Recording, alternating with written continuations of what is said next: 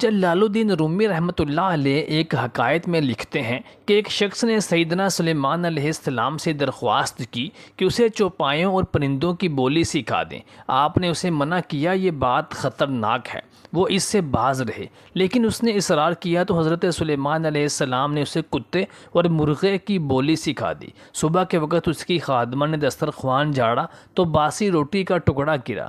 مرغ نے اس ٹکڑے کو اٹھا لیا۔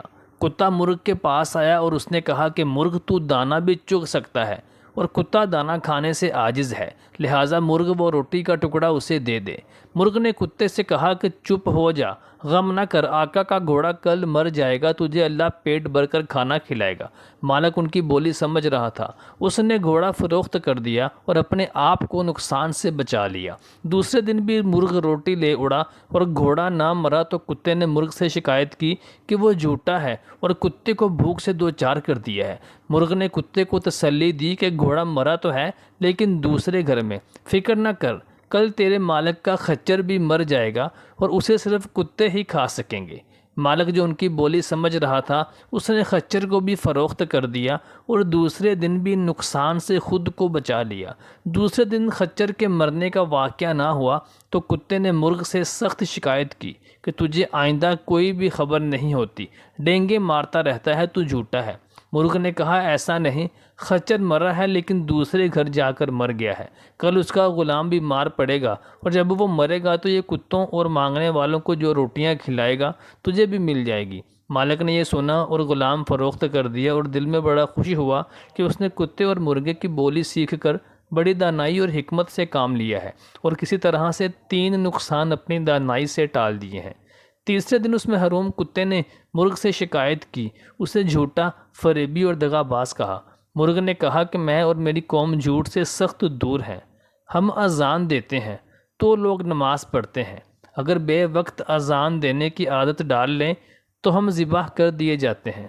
وہ غلام بھی فوت ہو چکا ہے، ہمارے مالک نے اپنا مال نقصان تو بچا لیا ہے مگر اپنی جان پر بوجھ لاد لیا ہے۔ مرغ نے اگلے دن مالک کے مرنے کی خبر دی اور بتایا کہ اس واقعہ پر اس کے ورثہ گائے ذبح کریں گے اور کھانا تقسیم کریں گے۔ یہ سن کر تو وہ شخص بھاگا سیدنا سلیمان علیہ السلام کے پاس گیا اور جا کر سارا واقعہ سنایا اور بتایا کہ میں ڈرا ہوا ہوں کہ کتے اور مرغے کی پہلی تینوں باتیں سچی تھیں، اب جب کہ انہوں نے اس کے مرنے کی خبر دے دی ہے تو سیدنا سلیمان علیہ السلام ہی ایسی شخصیت ہیں جو اسے پناہ دے سکتے ہیں۔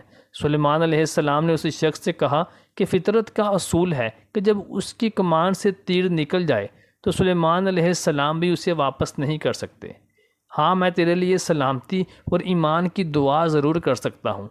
تیری طرف قضا نے 3 دفعہ تجھے نقصان پہنچانے کے لیے ہاتھ بڑھایا جو تو نے اپنی تدبیر سے لوٹا دیا، اگر تو ایسا نہ کرتا تو قضا تیرے مالی نقصان سے واپس پلٹ جاتی اور یہ بڑی مصیبت اس قدر جلدی تیرے سامنے نہ آ کھڑی ہوتی، اب اس سے راہ فرار اختیار نہیں کی جا سکتی۔